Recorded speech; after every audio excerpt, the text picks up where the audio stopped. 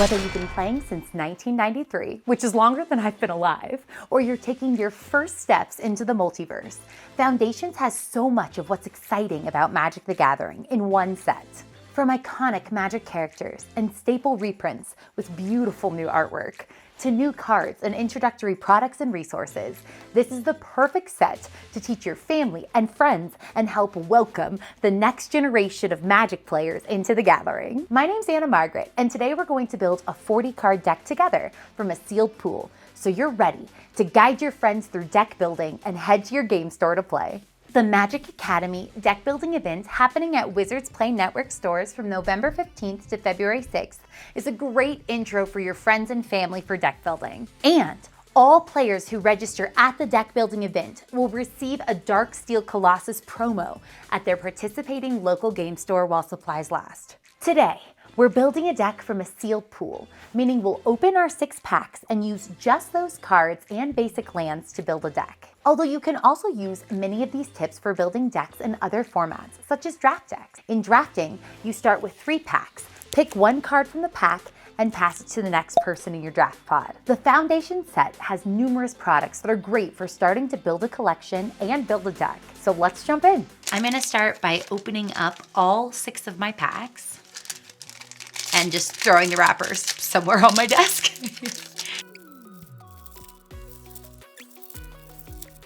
Next thing we need to do is sort all of our cards. So we're gonna go white, blue, black, red, green.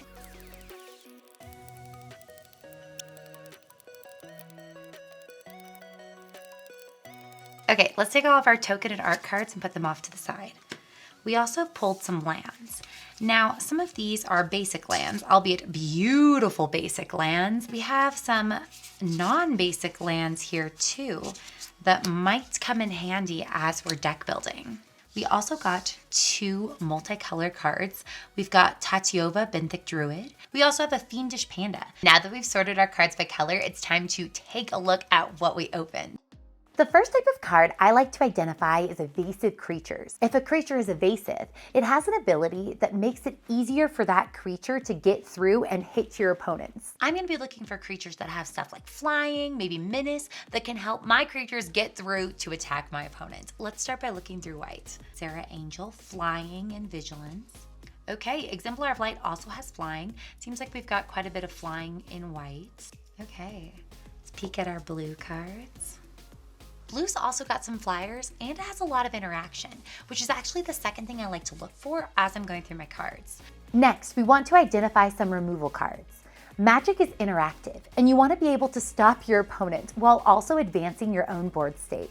Magic is not a solo player game. Yes, I want to advance my own strategy, but I also have to keep in mind what my opponent's doing, and I want to stop them from doing whatever they're trying to do. Upbraid's a nice piece of removal. Now, I want to go through all of the cards and look for bombs, or cards that are particularly strong. A good place to start is to look at the rarity of the cards.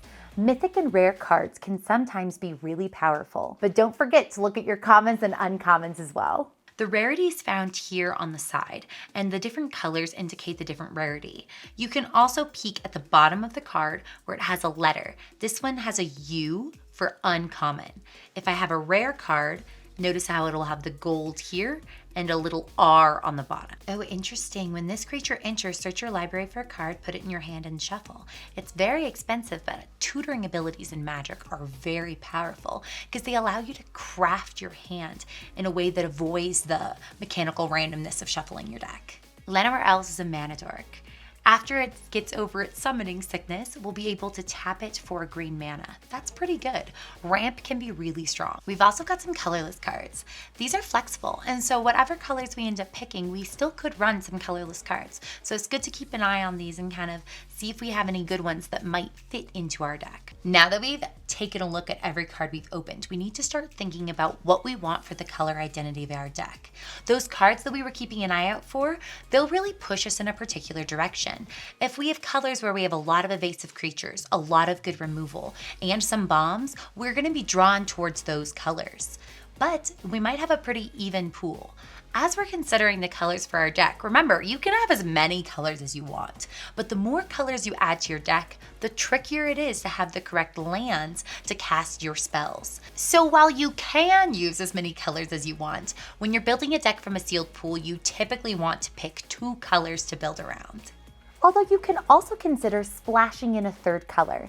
This means you play just a few cards of that color, maybe because you really want to get a particularly good card into your deck. Both your pre-release packet and your Play Booster box will have a little guide that helps you know what each color pair does. Each color pair has an archetype or a personality, and so these lists can be really helpful as you're reading through. There's lots of directions we could go with this pool, but I'm thinking we got a lot of removal and low mana creatures in red and some low mana creatures in white. I'm thinking we do a white-red or Boros aggro deck. So let's take all of these other cards to the side. Now, to get to 40 cards, we want to have about 23 non-land cards and 17 lands. So now that we've picked our colors, let's lay them out by mana value. I want to have the cards in my deck make a curve, so I have a variety of mana values and can play cards throughout the entire game. So the next thing to do is kind of go through and pull the ones that I don't really want in there and see what we're left with. Looking at our mana curve here, I think we could use something else in the 3-4 mana range. Our sealed pool did not have a lot of 3-drops, which means that we don't get as many 3-drops. All you have to do now is add in your basic lands, shuffle up, and you're ready to play.